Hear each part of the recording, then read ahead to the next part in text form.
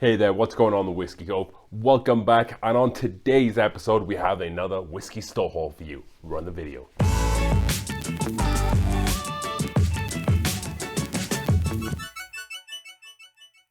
Alright then folks, let's get into this video, shall we? Don't forget to subscribe to the channel if you're new around here. Hit that like button if you enjoy the video. So another whiskey store haul. You guys like these videos. I like these videos. We all like these videos. My wife probably doesn't like these videos too much. So before we begin, we look at some of the whiskeys that I managed to kill off or drunk throughout the last month here. So let me go and grab these from down here. Killed off quite a few whiskeys. Last month we only had a couple, but this month had a few people over and I was really working on killing off some of these whiskey bottles. So first up is Henry Mckenna here. This is the one I actually reviewed about 3 months ago. So go down and check that video out. Solid bottle of whiskey, not bad at all. I think this cost me about 50 bucks. I probably won't replace this bottle. I have a spare already. So Henry Mckenna, 10-year, the bottled in bond. Next up is the Castle & Key 2022. This is batch number 1. Not my favorite whiskey. I'm probably not going to review this, so I can give you a couple of tasting notes here. Mostly really grain forward, tasted really youthful, had a bit of a bite to it. Not my favorite whiskey ever. Kind of burnt me to the Castle & Key brand right now, so hopefully they can put something out. I can have a taste of something that'll bring me back in. But that's the first edition on the Castle & Key bourbon. Next up, we have a local Copper Sky wheated bourbon. I believe they won gold recently at the San Francisco Distillery or San Francisco Liquor Awards. Solid daily drinker. Comes in, I think, 50 proof, is it? Yeah, 50% alcohol, 100 proof.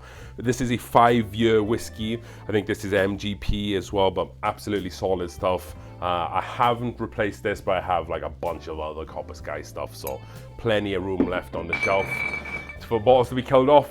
Coming up next is a Knob Creek Single Barrel Select Bourbon from a local liquor store here in Denver. This was on the Knob Creek Single Barrel Challenge, so check that video out as well. Hunt and Gatherer Batch 2, the 15-year Canadian whiskey. I was thinking about doing a review on this, but to be fair, it wasn't good at all. And maybe seeing how things go for the next couple of months, you might see this on the whiskeys I least like this year, so keep an eye out for that. And then lastly, we have a pretty big whiskey bottle that I managed to kill off this month. We did a 12-year blind whiskey battle because I just wanted to finish this whiskey. So that was Pappy Van Winkle 12-year Lot B. Fantastic whiskey. Hopefully I'll get another one this Christmas to be able to replace that. So let's get these empty bottles cleared out here and let's see what new bottles will come in the Whiskey Cove. All right, so enjoying a nice glass of rye today. Beautiful whiskey I have in here. More on that later.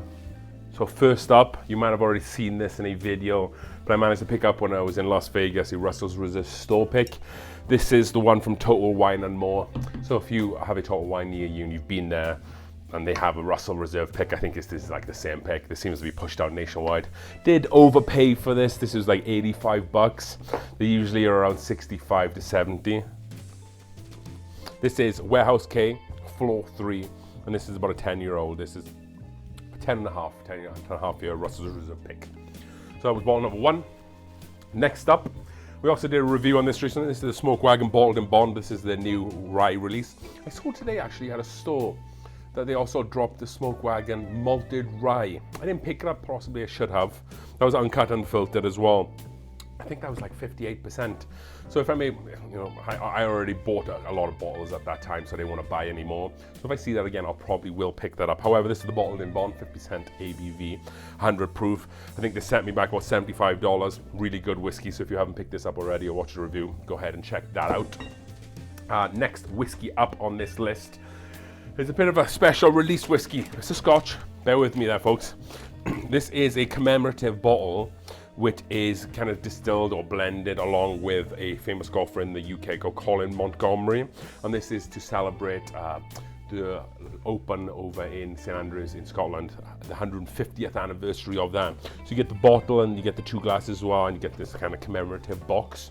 How much price do you think this is? How much do you think? Think in your head for 2 seconds. How much do you think this bottle cost me or this set cost me?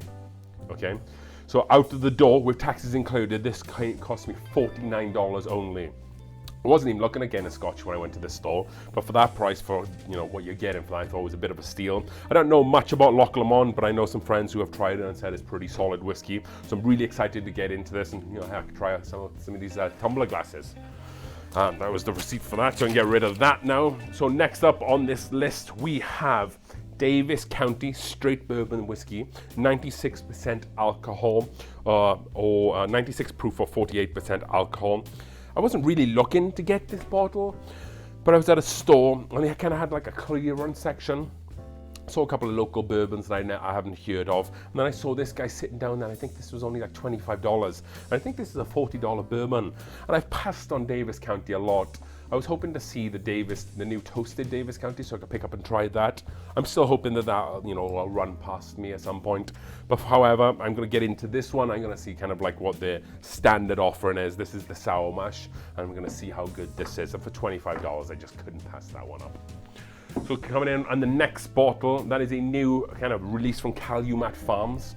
This is the Calumet 8, coming in at 45% alcohol or 90 proof. I haven't really tasted much Calumet before. Obviously they're known for like the 12, 13, 14, 15, I think it's up to 16-year-old whiskey in like kind of like the black bottle. But they've released this one.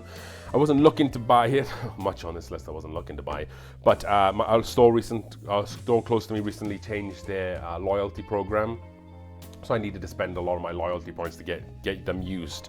And this is one of the bottles I spent it on. I haven't really checked much about this whiskey so far, but I'm hoping it's going to be a good addition, because then I can possibly put more money into the higher end Calumets, because like 100 to 150 on the Calumets, I just haven't been able to do it thus far, but I'm hoping that this is going to be a good gateway into Calumet. So next up we have a pair of whiskies, because they're the same ones, and these are Penderyn Single Malt Welsh Whiskey, Irmin o'r Hyd. This is to celebrate Wales, which is where I'm from, our qualification to the new World Cup that's coming up this year in December. This was like the first time Wales has qualified for a World Cup in like 60 years. So it's been a pretty big deal back home in the UK. And Penderyn, who is Wales' biggest distillery, released these two commemorative bottles, or this one commemorative bottle, and I managed to get two. They don't sell them in the US, but I had a friend who was coming over. My mother actually came over from Wales and then picked them up and brought them over for me. So as you can see, kind of bottles are pretty cool there. And what's really unique about all the bourbon drinkers out there, or rye drinkers, is that these actually matured, or they kind of not finished, but they're distilled and then aged in previous American rye casks. So I'm wondering if that's going to take on some of those notes. The tasting notes at the back are smooth with notes of sweet caramel, sultanas, baked apples with the cinnamon, pepper, and oak spices with a hint of ginger. So it kind of sounds pretty rye forward there. So I'm hoping that comes through in the flavor.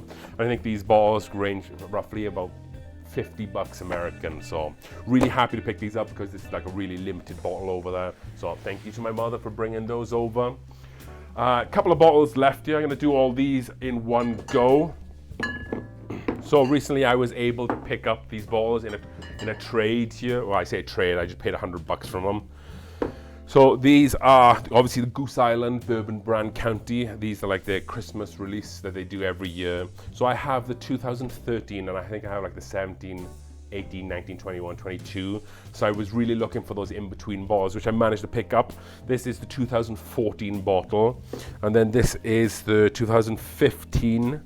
This is the 2016 edition. I wasn't looking to get this one. This is the barley wine aged in bourbon barrels with coffee added. I wasn't really looking for that one, but it was kind of like a bundle deal.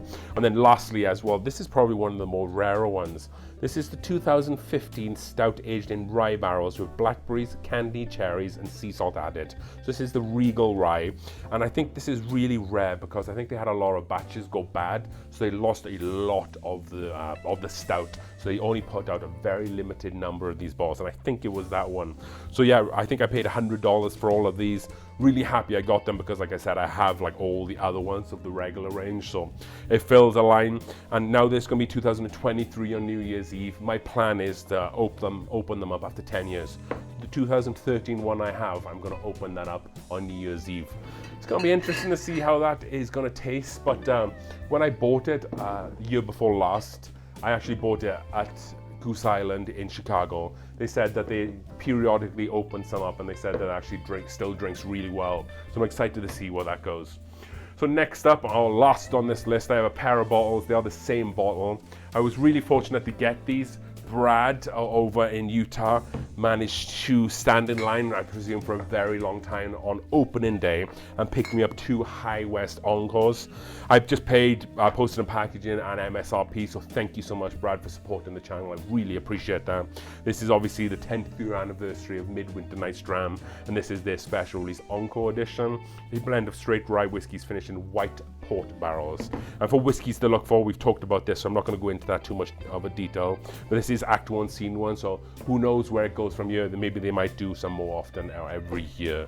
As you can see, I've already cracked this bad boy, so look out for a review coming out on that this week or next week. You'll see that. But so far so good with it, not so bad. That being said, this is everything on This Is All We Have Time For today, folks. I know some of it was a little bit long-winded in parts, but hopefully you stuck around and watched the channel. And as we drink through the world's whiskies, one glass at a time. Cheers.